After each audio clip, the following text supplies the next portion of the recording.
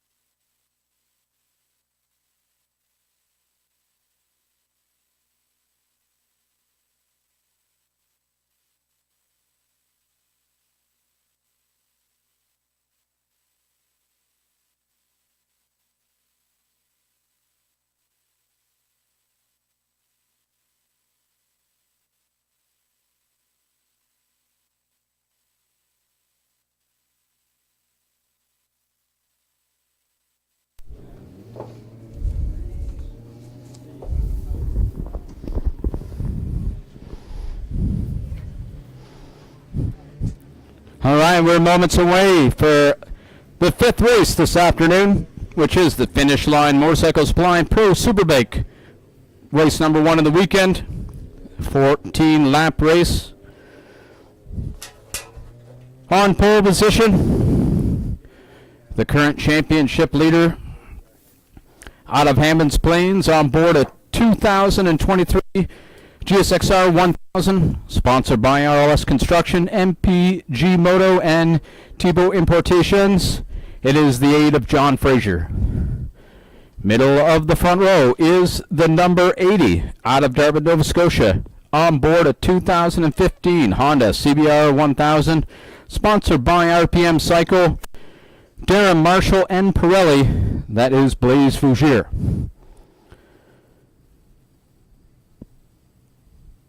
23 points back, making up the front row. Rider out of Halifax, Nova Scotia, on board a 2007 GSXR 1000, sponsored by Pro Cycle, Finish Line Motorcycle Supply, and Wayne's Hot Rods and Customs, is the 132 of Corey Canfield.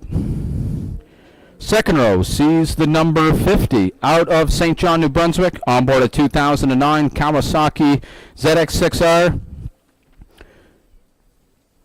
sponsored by Division 10 Specialties Limited, First Class, and Century Motorsports. That is Chris McRae. Making up the second row is the 41 out of Cape Breton, Nova Scotia, of Carlos Roberts. To the third row sees the 67 out of Stuviak, on board a Kawasaki ZX10R. That is the 67 of Tim Storr. Middle of the third row sees the number 54 of Matthew Spencer. Making up the third row is the 134 of Matthew Jollymore. Making up the field, rider number 48, Matt Curvin, and a rider out of St. Margaret's Bay, Nova Scotia, now living in New Brunswick, on board a Honda CBR 1000, sponsored by Mum's Tattoo Studio and Lord's Auto Body and his MasterCard. It is Randy Bennett.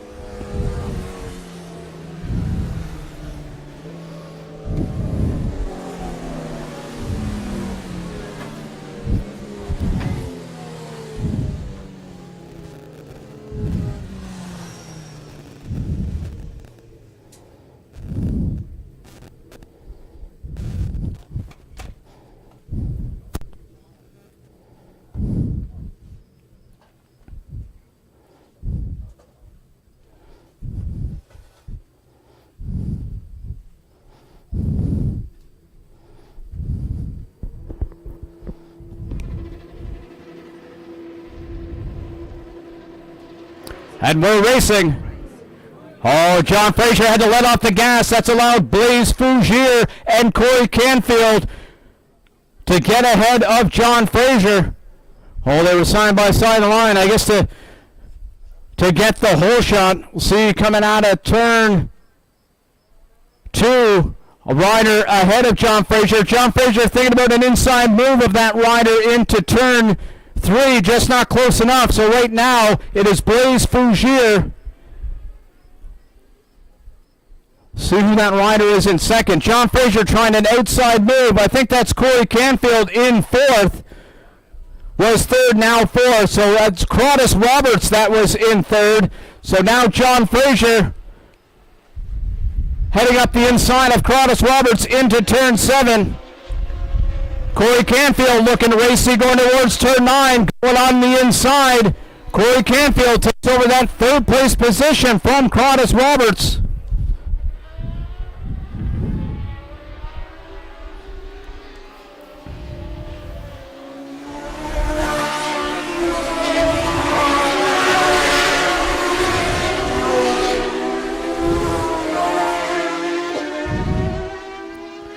That rider that was in fourth across the line is Tim Storr, moving himself up into fourth place. But out of turn 2, Blaise Fougere about 3 bike lengths ahead of John Fraser, who's opened up about 2 seconds, maybe 3 seconds over the third place rider of Corey Canfield. Looks like Tim Storr, though, is not letting Corey Canfield get away. Coming out of 4 up to 5. About 5-6 bike lengths over the top 5 now down the back straightaway. Up to the leaders, Blaze Fisher now only enjoys a 1 bike length gap back to the championship leader of John Fraser. For a second there, it looked like John Fraser was trying an outside move of 9, but tucked up in behind Blaze Fisher now through turn 10 onto the front straightaway.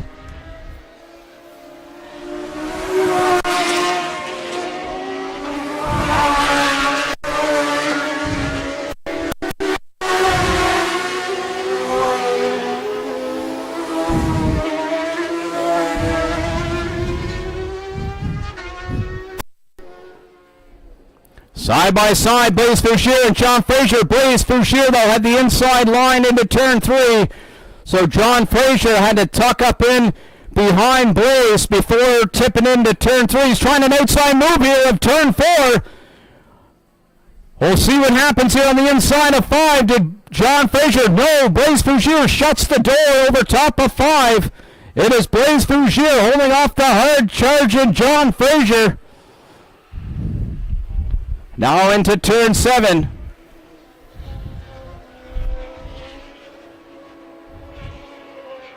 Blaze trying a defensive move into turn 9, taking away a passing opportunity from John Fraser.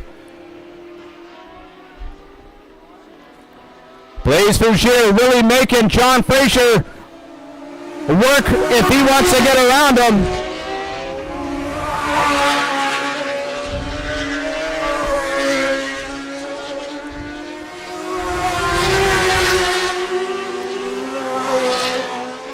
Looked like John Fraser went around the outside of Blaze in turn 1. As the bikes were going by, I was waiting. It looked like John Fraser was going around the outside of Blaze Fisher in turn 1. And as we can see now, as they head through turn 4, John Fraser able to get around Blaze Fisher, and he's opened up about 5-6 bike lengths between turn 3 and now down the back straightaway. Great drive from John Fraser over the top of 5. Now opened it up about a second to a second and a half now. So now we'll see what happens here as the laps tick away. Corey Canfield was into the 11s, Tim Sawyer the minute 13s, and Chris McRae the 14s. So right now, these riders are starting to gap each other out there on the track.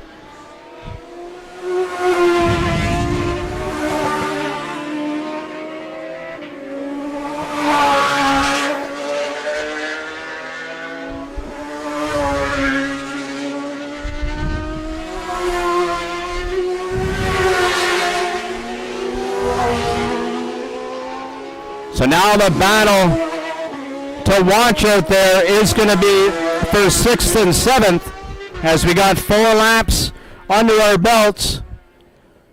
It's Cronus Roberts and Matthew Jollymore out of turn 2. Only a couple bike lengths separate those riders. Looking at the lap times, they're a little bit slower than the 5th place rider of Chris McRae, so he's continuing to stretch that gap. So right now that's the battle to watch. As I look up to the leader coming off turn 7, heading towards turn 9. Across the line, he opened up 1.8 seconds. It's definitely up to 4, maybe 5 seconds now.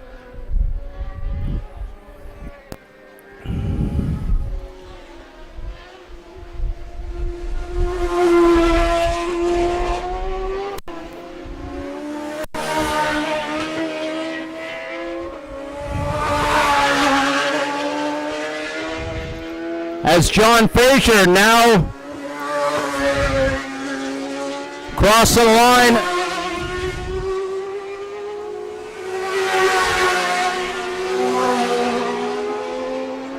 As I wait for the bikes across the line here.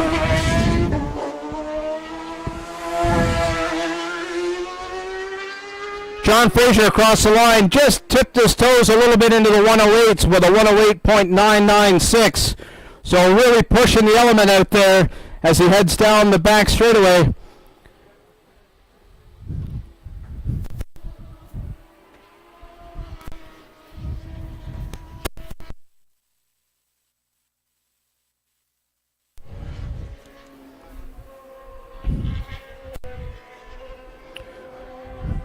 Chris McRae, minute 13s. So I'll keep an eye on that gap between himself and Tim Storr.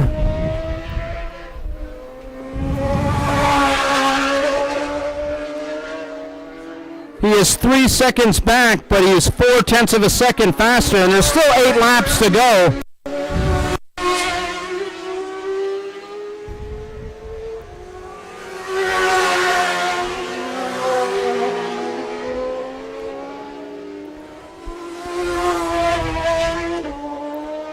Chris McRae was 0.6 of a second faster that time by. So now the gap between the 4th place rider Tim Storr and Chris McRae is now down to 2.4 seconds, and with still 8 laps to go. Lots of time for Chris McRae to try to get up onto the back wheel of Tim Storr as they're now heading down the back straightaway. We'll see what happens here with this gap. Next time by when they cross the line looks about the same. We'll see here into turn 7.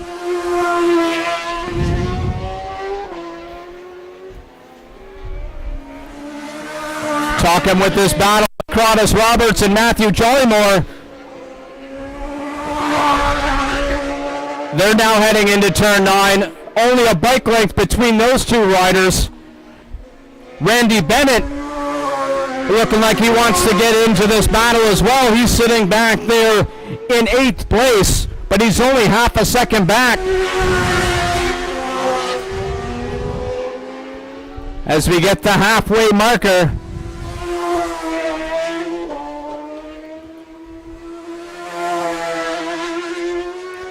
All following this gap between Tim Storr and Chris McRae. Chris McRae did a 1:12.7 to Tim Storr's 14 flat. So now we can see Chris McRae and Tim Storr heading towards the back straightaway. That gap has definitely come down, and that will tickle the fancy of Chris McRae. If you know you're catching a rider, that gives you that extra momentum to push harder out there, and that's definitely what's happening through turn 7. Chris McRae hunting down Tim Storr.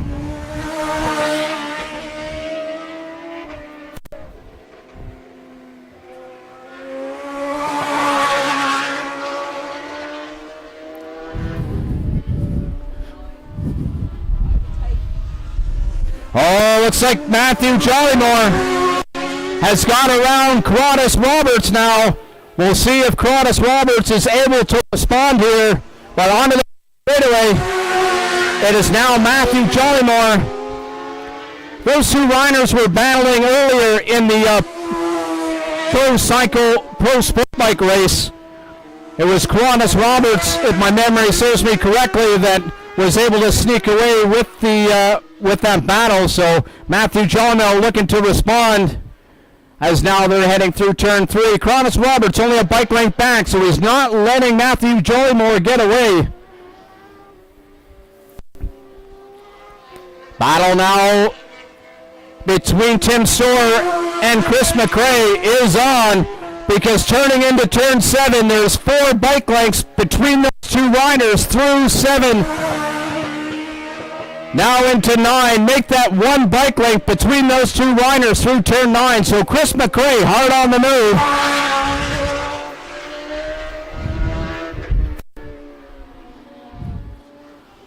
These two riders heading onto the front straightaway. Tim Storr, 2 bike lengths ahead.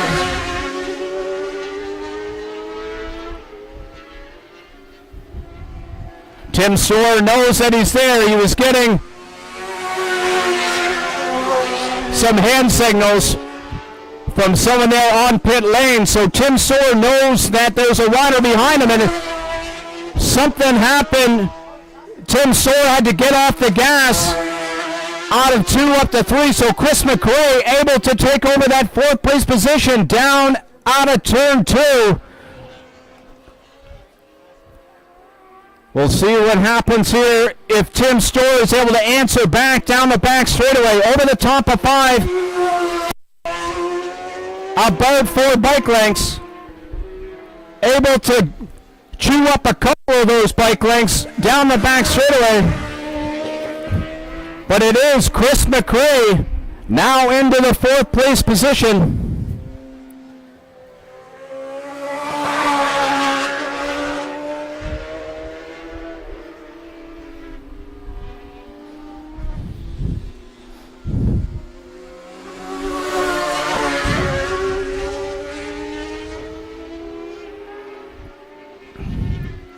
Tim Storr able to hold on to the back of Chris McRae.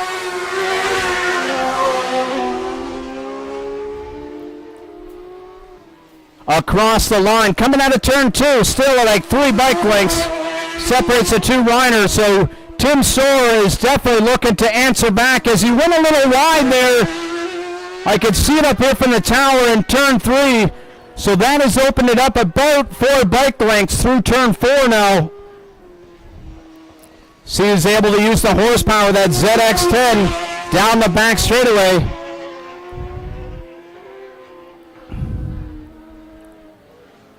Into turn 7, Chris McRae.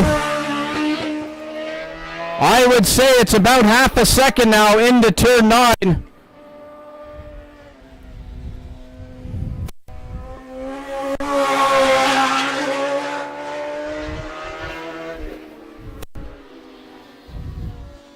Continuing to stretch that gap, Chris McRae onto the front straightaway. As his pit signal, letting him know that that gap is increasing, and it is now up to 1.5 seconds across the line. Looks like the battle that is started from the get-go between Matthew Jollymore and Cronus Roberts, with Randy Bennett just a couple of bike lengths back, is still holding strong out of turn 2. Matthew Jollymore, half a bike length or so ahead of Cronus Roberts, who only has 3-4 bike lengths ahead of Randy Bennett. Following this battle, as we have 2 laps left to go, let's find the leader. He crossed the line, 2 laps to go. Here comes Blaise Fougere. Next time by will be the last lap flag. But back to this battle for 6th, 7th, and 8th. Matthew Jollymore, 3 bike lengths ahead of Cronus Roberts. But under the braking in turn 7, Cronus was able to get it within a bike length now into turn 9. He's bringing Randy with him as well.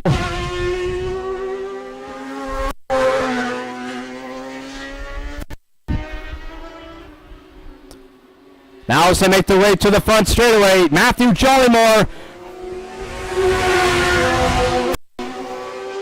holding off Cronus Roberts into turn 1. We'll see if Randy Bennett is playing possum.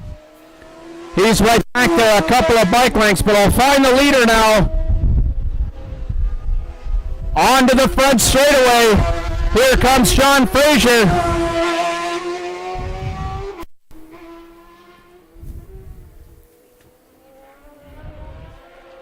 Second place is Blaise Fougere, now making his way onto the front straightaway.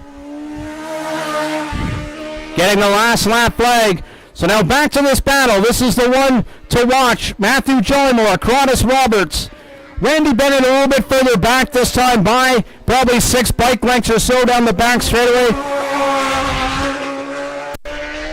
It's Matthew Jollymore, 1 bike length ahead of Cronus Roberts.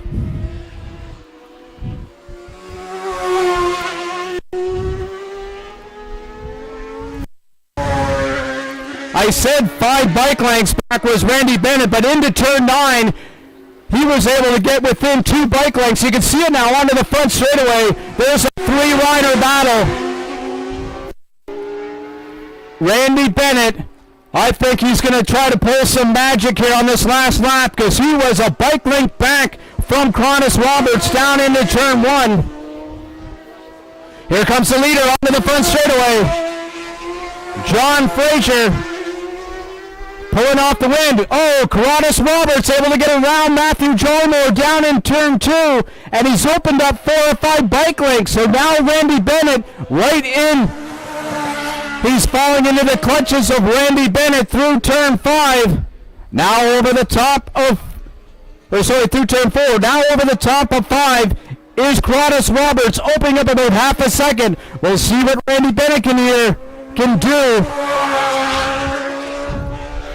Blaze Boucher across the line in second, followed by Corey Canfield. Here comes Chris McRae, followed by Tim Soar. Now on the inside move, Randy Bennett tried to get an inside move with Matthew Jollymore. The last move is going to be trying to pull a big drive onto the front straightaway. It's Gladys Roberts, Matthew Jollymore. Oh, Randy Bennett tried. Looked like he had that back wheel spinning down the front straightaway. But it is Gladys Roberts with his fastest lap of the race on lap 6. Able to pull away from Matthew Jollymore, followed by Randy Bennett in 8th. 9th place sees the 54 of Matthew Spencer, followed by the 48 of Matt Kerbin.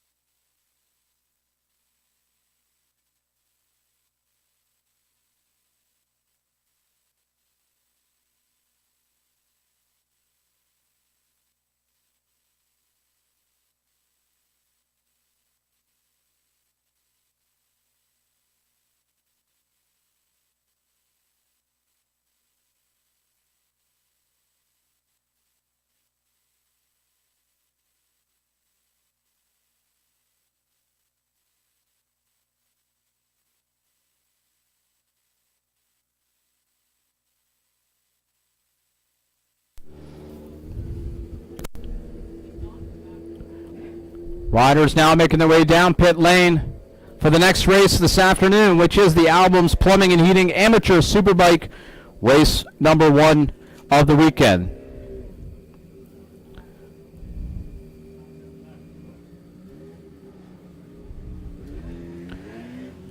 Looks like Michael Scott testing the front end of that machinery as he had that unfortunate tip-off in turn 2. So I was walking by, it sounded like it was a front-end washout there as I was walking by his pit. They made some adjustments to the geometry of the bike. And now he's ready to get back out there. Starting on pole position is Michael Scott because he is the current championship leader with 120 points. This is the closest battle here of all the classes. 1 point away is the second place rider, number 37, out of Ellerslie PI on board that Yamaha R6, sponsored by Dennis Motors, Gillis, Heavy Equipment, and Ellerslie Right Stop. That is Andy Hutchinson. Rider in third, the 39, out of Baxter Corner, New Brunswick, on board a 2009 Kawasaki ZX6R. 32 points back from that second place rider is Mark Corkum. On the second row sees the 68 out of Sambro Head, on board a Triumph Daytona 675R is Paul Clark. Making up the second row, the 30 out of Brooklyn, Nova Scotia, on board a 2006 ZX6R is George Church. Third row sees the 18 out of Cape Egmont, PEI, on a 2012 Suzuki GSXR 600, sponsored by A&M Drywall Service, as Randy Arsenault. In the middle of the third row is the 61 out of Brookfield, Nova Scotia, on board a Kawasaki 400. That is Paul Whitehead's machinery. Bailey Eyes electing to ride that. He was riding the SV650 all season and is now, as I've seen, that's up for sale there on Facebook. So it looks like now he is elected to get on board that Kawasaki 400. Making up the third row is the 58 of Sean Kelly.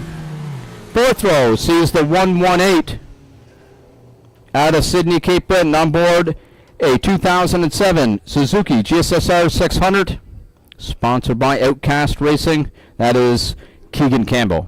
And making up the grid is the 144 of Marty Fogarty.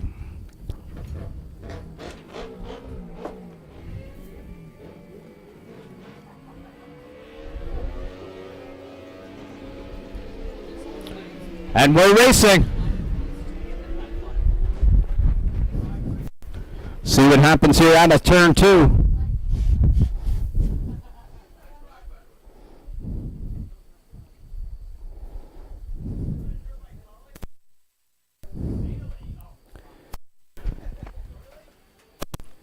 Into turn 3 is Mark Corkum, followed by Andy Hutchinson. Believe that is Michael Scott in third, followed by Paul Clark in fourth. Really tight battle at the front. Looks like Andy Hutchinson was thinking about an outside move in 4. We'll see if he tries to stuff up the inside of 5. Just not close enough.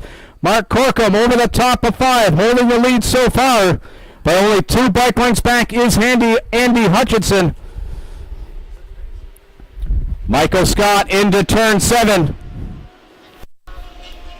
About 4 bike lengths back.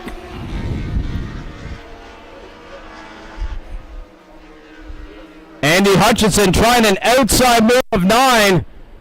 Just not enough real estate there to pull off that move. Now onto the front straightaway. Mark Corkum, followed by Andy Hutchinson.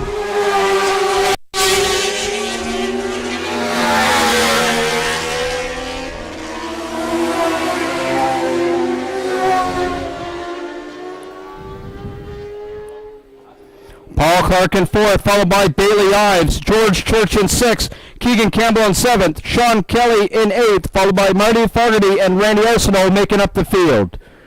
This battle now out of turn three. Mark Corkum still a bike length or so ahead of Andy Hutchinson. Again, thinking about an outside move of four. May just be his line. He goes wide on the entry to four, then tucks it up into the inside. As now they're heading way down the back straightaway. Michael Scott not letting them get away. Only 3-4 bike lengths back there in third. This is a 10-lap race, so lots of time to try to figure out your move. As Andy Hutchinson again around the outside. We'll see what happens here. They're still side by side, but Mark Corkum able to hold them off.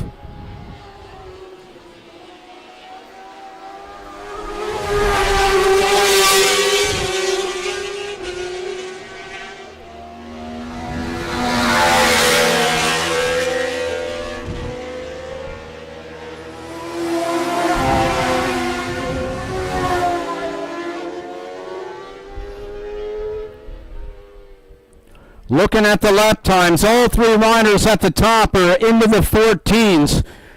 So the Michael Scott, we're talking earlier, he got down to a low minute 13, so he does have some time there in the tool belt if he chooses to use it. But right now he's tucked up a couple of bike lengths back from Andy Hutchinson.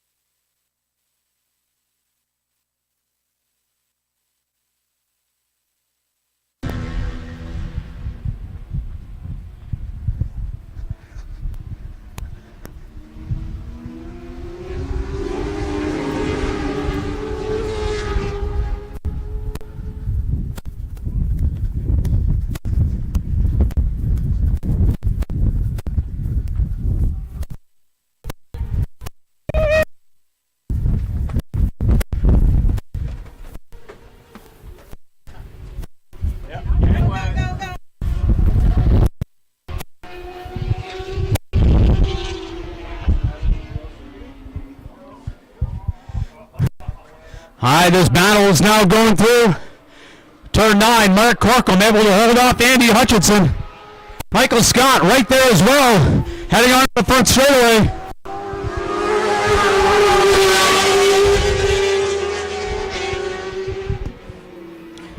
Four laps left to go. Run you through the order as they're going down to turn 2. Mark Corcoran followed by Andy Hutchinson, then Michael Scott. In fourth, Paul Clark, followed by Bailey Ives.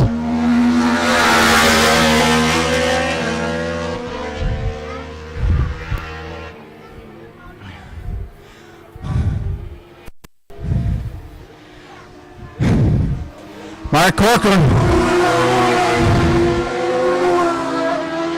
over the top of 5. Andy Hutchinson trying that outside move again in 4. Just not there to pull it off. But Michael Scott now a couple of bike lengths back from Andy Hutchinson.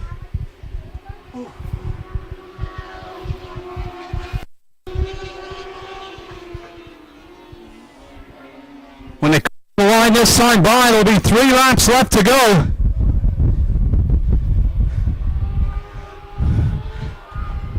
Mark Corcoran holding off half a bike length back. Andy Hutchinson 2 bike lengths back. Michael Scott.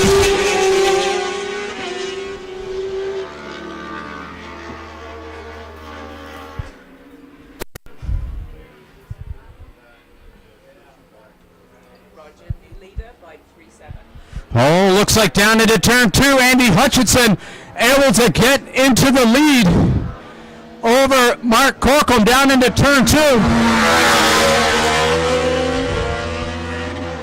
We'll see here in the next couple of corners if Andy Hutchinson had more pace and is going to start to pull away, or if Mark Corcoran is able to answer back.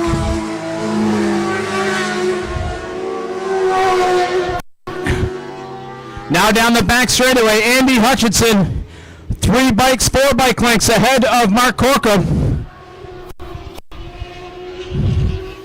Michael Scott right there as well, a couple of bike lengths back as they make their way through turn 9.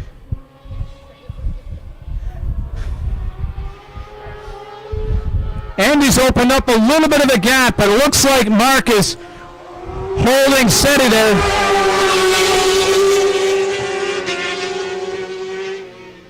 Cross the line, 0.6 of a second was that gap between the first and second place riders. Michael Scott 0.4 back there in third. So with 2 laps left to go, 22 corners here. I feel we still have lots of in this Albums Plumbing and Heating Amateur Superbike Race 1 of the weekend. Unfortunately, it looks like Keegan Campbell had to pull off. Seen him going down pit lane now into the paddock. But over the top of 5, Andy Hutchinson now about 1.5 seconds ahead of Mark Corcoran.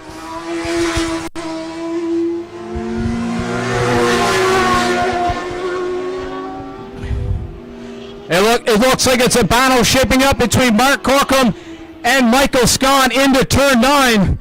Michael Scott thinking about an inside move, but he went too tight. And he's lost a couple of bike lengths. Looked like he had to straighten the bike up because he tipped in too quickly. But now onto the front straightaway. Last lap play. Andy Hutchinson. Andy down into the minute 13s. The only rider of the race to get down there, saving it for the last lap.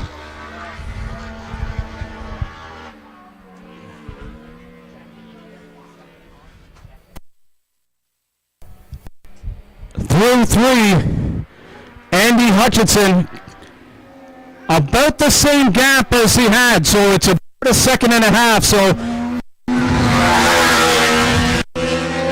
they're definitely going to have to try to do some magic here if they want to get up to the back of Andy Hutchinson. I just don't think there's enough because there's still about 1.5, maybe 2 seconds between the riders into turn 7.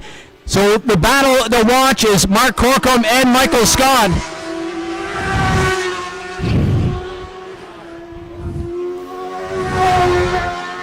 Through turn 9. Now towards turn 10, Amy Hutchinson. Only one corner to go, heading onto the front straightaway. It is Andy Hutchinson, followed by Mark Corkum and Michael Scott, taking the last podium position.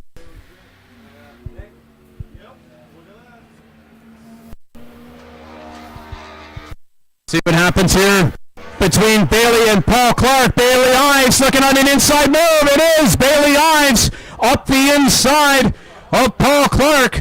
Now it's going to come down to Bailey Ives trying to gap Paul Clark. So there's not a drag race to the finish line. I think he's done enough. In fourth place is Bailey Ives, followed by Paul Clark in fifth.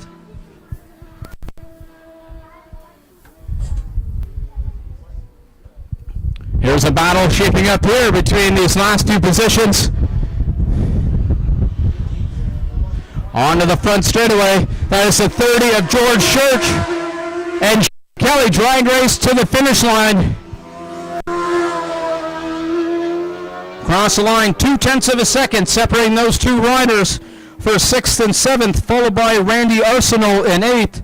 Unfortunately, the 144 of Marty Fogarty had to pull off here a couple of laps ago, as I seen him coming off the turn 9, pulling into the pit. So unfortunately, he's got a DNF this afternoon.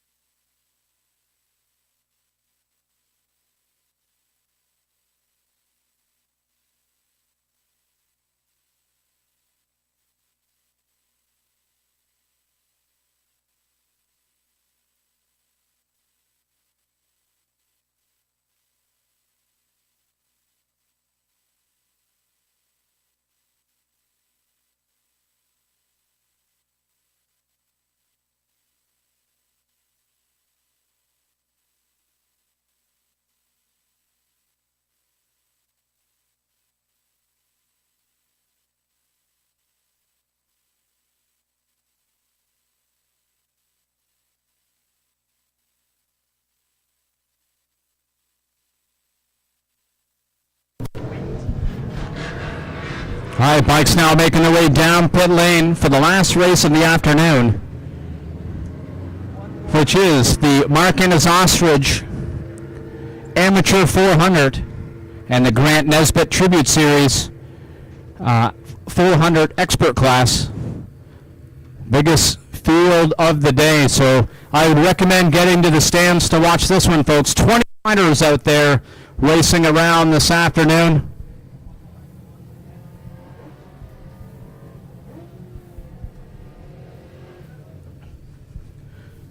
I'll start off with the expert grid. On pole position, the current points leader with 136 points.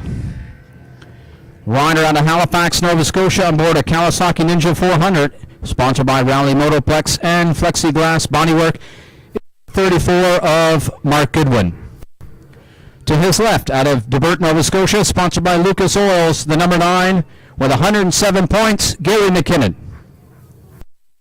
Making up the front row, out of Dartmouth, Nova Scotia, on board a Yamaha R3, sponsored by Miller Time Racing, Darcy George.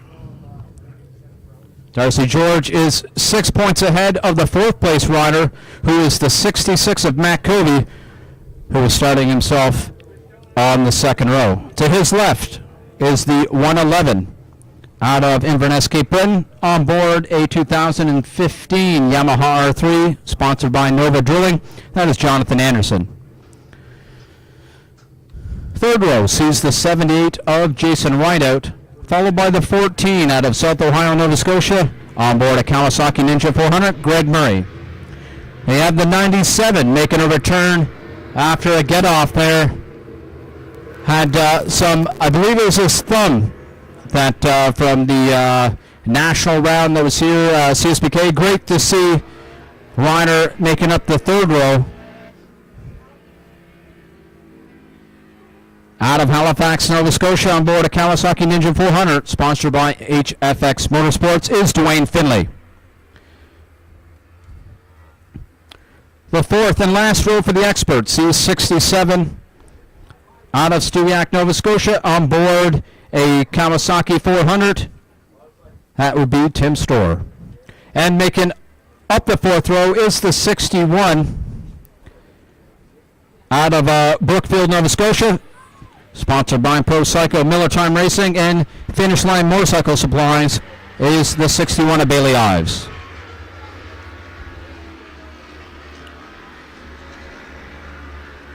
For the amateurs, it's the 145 out of Sydney, Nova Scotia, on board a Kawasaki Ninja 400. The current amateur points leader is Greg McInnes with 130. Middle of the second row, out of Jordan Bay, on board a Kawasaki 2019 Z4, sponsored by the world-renowned Bedeck facility, is Kathleen Coburn. Second row sees the 95 out of Woodstock, New Brunswick, on board a Yamaha R3, sponsored by Tony Martin Plumbing, is William Martin. Making up the second row for the amateurs, number 2 out of Dartmouth, Nova Scotia, on board a Kawasaki 400, sponsored by HFS Decos, is William Von Savon. Third row sees the 72 out of Sambro, sponsored by Sambro Cycle Service, CanMac Power Sports, and CF Moto Canada, is Scott Campbell. Followed by the 46 of Jarrett Campbell and the 195 of Angus Campbell. Last row, 38 of Connor Winnell and the 258 of Jonathan Head. All in, we're racing.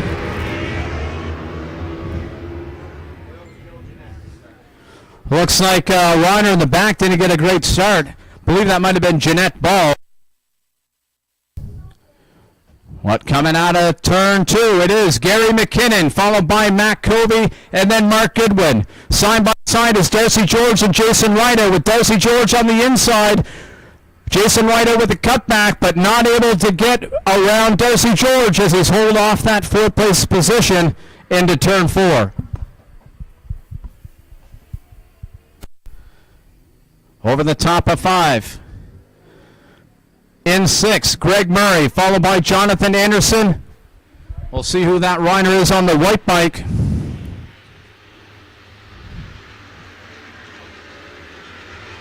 Not familiar with that bike, so I'll see when it gets closer. That might be Tim Storer on that white Kawasaki 400. As now the riders make their way around turn 10. Matt Covey getting racy, thinking of an inside move. Oh, looked like he was going to try it.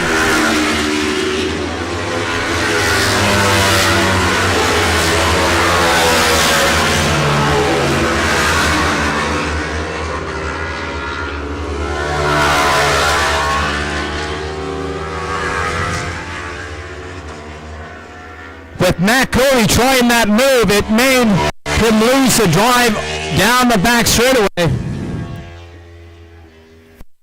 And was able to get around Matt Covey, but it looks like Matt Covey down into turn 2 has retaken that second place position. And even though these riders are battling back and forth, they have not allowed Gary McKinnon to get away. Over the top of 5, a bike length separates each of those 3 riders at the top. They've opened up about 3-4 seconds, though, back to that 4th place rider of Darcy George coming down the back straightaway. Into turn 7, Mark Goodwin able to get around Matt Covey. We'll see what happens here into turn 9. Side by side, Gary McKinnon shuts the door on Mark Goodwin. Now out of 9 towards turn 10. Still only a couple bike lengths between these 3 riders. Really racy out there this afternoon, folks, heading down the front straightaway.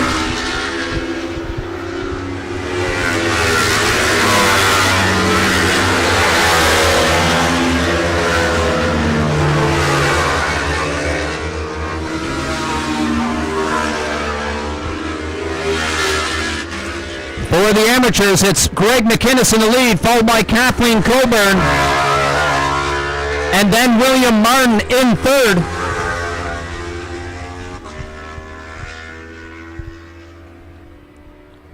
This battle for the lead now, heading to in turn 4. Gary McKinnon over the top of 5. He ran a little wide, it looked like, over the top of 5. We'll see what happens to the drive here down the back straightaway. Mark Goodwin was thinking about an inside move there, but is elected to wait till another corner. Through 7, up to 9. We'll see if he tries an inside move here into 9. Just not close enough. Matt Covey is still there, only a bike length back. He is battling with those 2 Kawasaki 400s, himself on a CBR 500.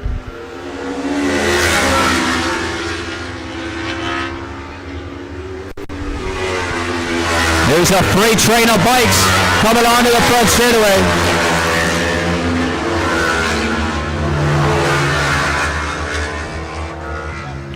Looking at the times from 5th all the way to 13th, only 5 seconds separating 8 riders. Eyes on the battle, though, for the overall win. Gary McKinnon, a bike length ahead of Mark Goodwin.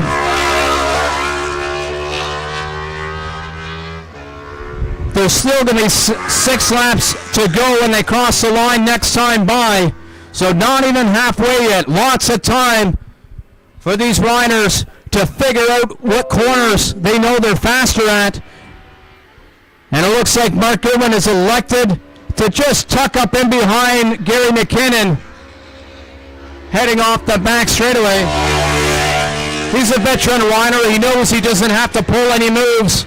He's going to sit there and study Gary McKinnon, find out what corner in the next few laps he's going to choose to pass Gary on. That's if he can. I'm just assuming that he can. Who knows? Gary McKinnon may see him try to put a front wheel in there and just let off the lever. 6 laps left to go. Still nothing separates those 3 riders through turn 3.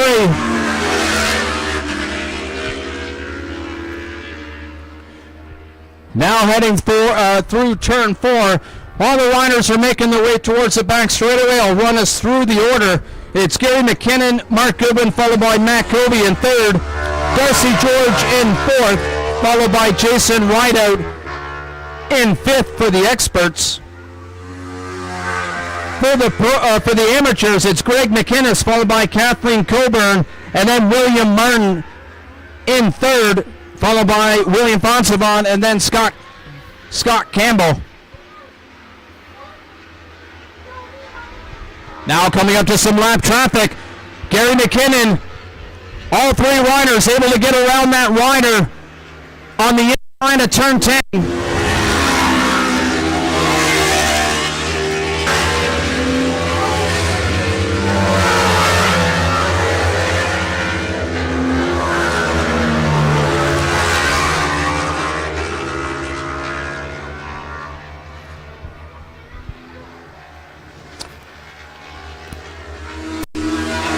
Gary McKinnon still holding off the two riders behind him. Exit of 4 over the top of 5. Gary ran a little wide there again. Might be his line, but from up here it looked like a little wide coming over the top of 5. We'll see if Mark Goodwin is able to make some headway here. But Gary McKinnon, beautiful corner speed. Mark Goodwin not able to do anything. They're in turn 7.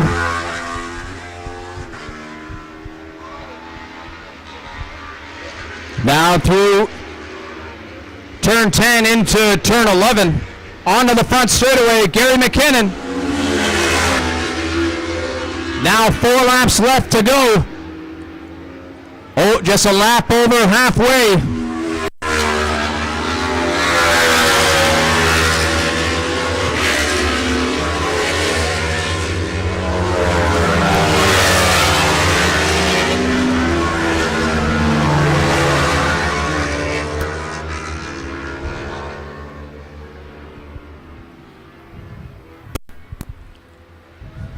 Seesawing back and forth is this gap of Gary McKinnon, Mark Goodwin, and Matt Colby.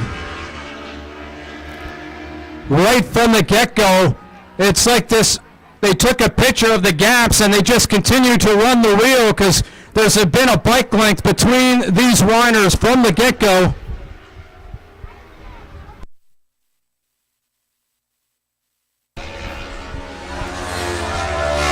I wasn't able to see it, but I could hear the crowd below me doing a little woo, like something happened. I'm going to guess it might have been Mark Goodwin. Looked like he was a little wide through 7. Sometimes you can get some front end chatter if you go like a foot outside of the racing line. But the riders now, as they enter turn 1, they're going to come up to Jim Marlowe. I think they should be able to get around Jim Marlowe down in the middle of turn 1. He shouldn't play. And sure enough, coming out of turn 2, all 3 riders around Jim Marlowe. Now 3 laps to go as this battle makes its way through turn 4, sorry.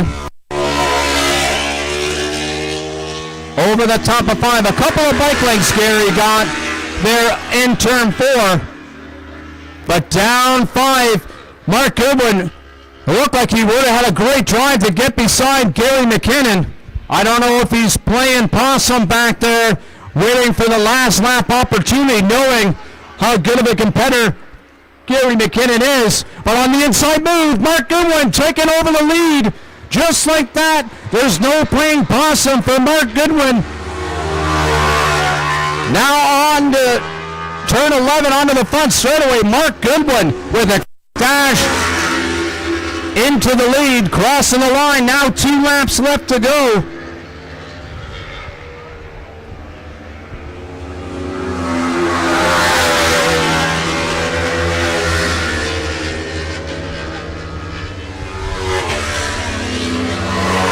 Greg McInnes, the leader of the amateurs, heads on down into turn 1. Looks like there's going to be a nice battle here between Kathleen Coburn and William Martin. That's for second and third of the amateurs. Oh, Jonathan Anderson, some troubles. Had to pull off. But back up to this battle. It is Mark Goodwin, but it's Matt Colby now into second. They now have some lap traffic to navigate here. This is going to be a difficult one. Coming through 7, Mark Goodwin. All of a sudden around the outside of both those riders. Matt Colby trying to get the inside. It looks like it's going to be Gary McKinnon. Oh, all three of them. Or I should say the two of them side by side. It's Mark Goodwin. Gary McKinnon riding around the outside, taking over the second place position. Holy, what a mouthful.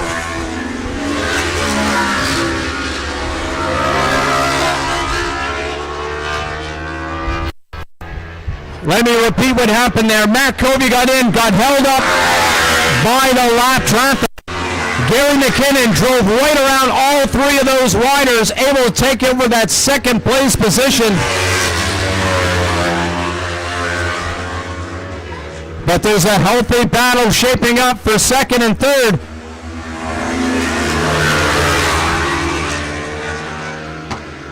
Matt Covey right on the back of Gary McKinnon through turn 4. Now making the way up the back straightaway. Mark Goodwin has opened up about a second. So right now the battle is for second and third. Gary McKinnon a bike length ahead. We'll see what happens here into turn 9 because Matt Covey's just too far back to try to pull any moves. He's getting closer. He's a bike length. He's half a bike length. He's going to try it, folks. He's diving in. Gary McKinnon, the veteran, shut the door. Now out of turn 9, Mark Goodwin has a comfortable 4 bike length lead now. Onto the front straightaway. Mark Goodwin, followed by Gary McKinnon and Matt Covey in third.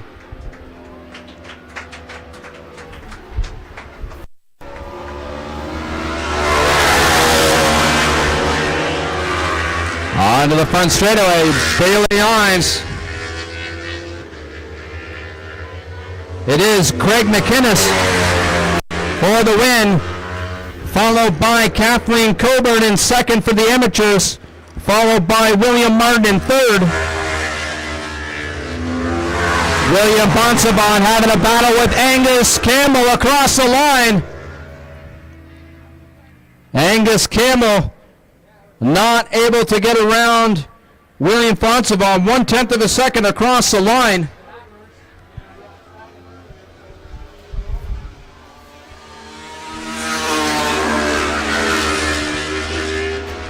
Jonathan Head coming across the line,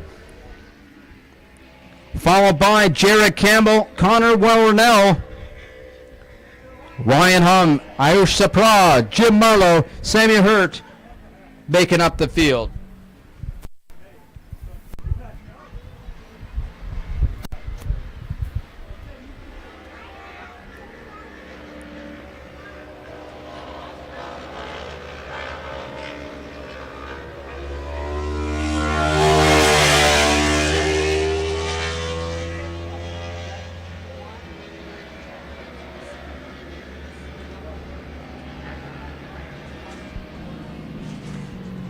And with that finish, Matt Covey finishing in third. He was able to close in on Darcy George on the points. It's 6 points in the differential. So he is closed in on Darcy George. So a healthy battle heading tomorrow for that championship points.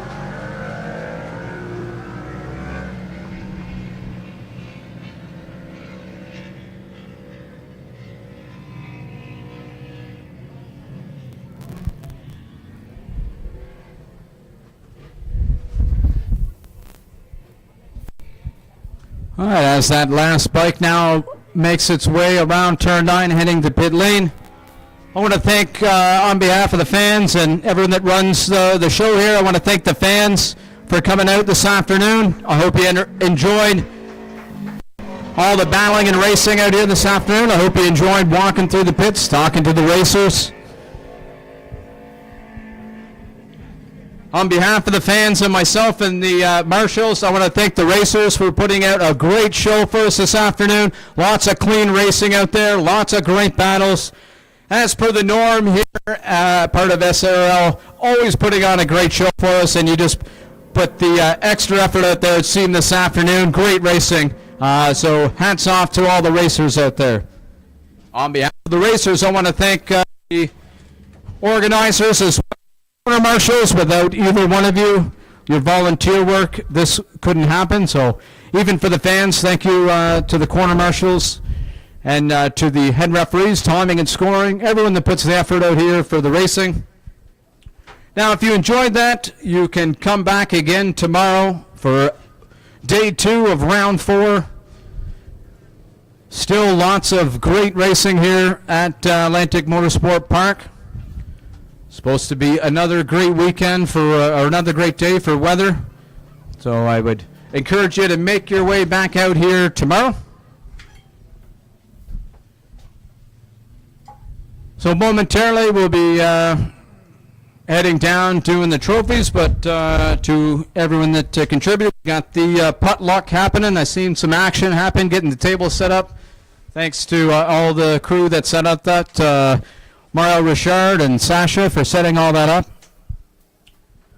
But until tomorrow, the lights are out at AMP.